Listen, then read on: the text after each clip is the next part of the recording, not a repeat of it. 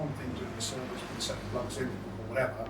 It was something else turning a crash car into a repaired vehicle in a different way, because you saw what you'd done. Service many cars and people get in, the handbrake's a bit tighter, but other than that, there's no real output from a service. But from repairing a car that comes in damaged, that was the bit that I enjoyed. So, apprentice, getting my qualifications, work on the workshop floor. I took my first GM's role at the age of 22, looking after a body shop and a mechanical department for an independent garage, and then sort of progressed on from there. I still remember the feelings of the first body shop I ran that had a monthly budget of £18,000 turnover, and that seemed like a big number back then. Now, whether you're turning over £18,000 or £1 million a month, it doesn't really change. The feeling is still the same. You do get desensitised to smaller numbers, but the bigger numbers still affect you in the same way. Running a business and running a body shop can be a very, very lonely job. You have decisions to make about the business and people. You have decisions to make about supply relationships. You have decisions to make about your customers. The only thing I've learned over the years is, no matter what happens, always get a good night's sleep. The biggest issue for body shops and for independent body shops is there's no one to talk to.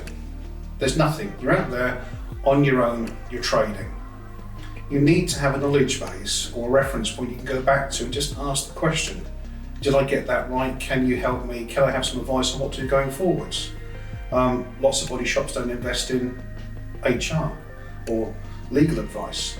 The NBRA, you can get that HR advice, you can get that legal advice. You may have debts sat inside your business that you don't bother checking on, you just know they're debtors and you'll see you'll collect them at some point. I've had very real experience in recent years of coming back to the NBRA and saying, can you get this money for me? I would argue I know probably more people than most inside this industry and probably have a better opportunity to collect money that's outstanding. I used the NBRA a couple of years ago to collect in several tens of thousands of pounds for me that was just stuck. I couldn't get it moved.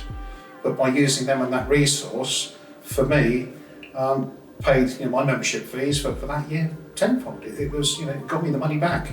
So it's about having somebody alongside you, a comrade, a partner in arms that you can phone up and have the conversation with and not necessarily feel silly if you say the wrong thing, but just that chance to have someone go, yeah, that's okay, give it a go. That's what I think the NBRA is for me.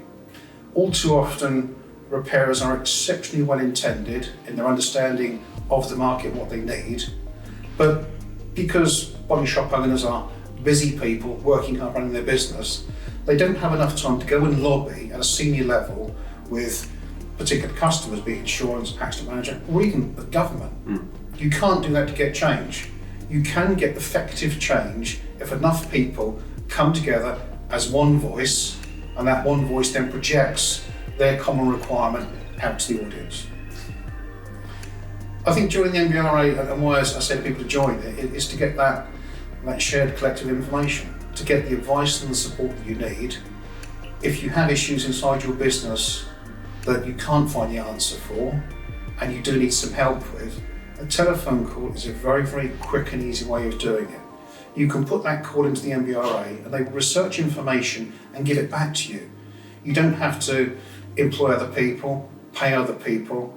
The level of support you get from that fee that you pay once a year is immense in comparison to what you can do normally. And I think businesses these days, with the complexity of HR law, the complexity of customer service and customer service regulation, with GDPR, with regulatory standards such as BS 10125, and the requirements of insurers in particular of what we have to do for them in order to safeguard their businesses to make sure that we're compliant to their needs and wishes. The NBRA is a simple telephone call to get information you need to run your business quickly and efficiently without eating into too much of your valuable management time that runs your business. Being the chairman of the NBRA, I've had a fantastic career in this industry. I've met many good people all the way through it. And I've decided that it's now time for me to give something back. I don't say that in an egotistical way. I just say that the way that I've had good fun, and I think I can impart some of my knowledge to help other body shops, either individually or collectively, just to say, well, let's do this. I'm I do polarise people from time to times with my views on things.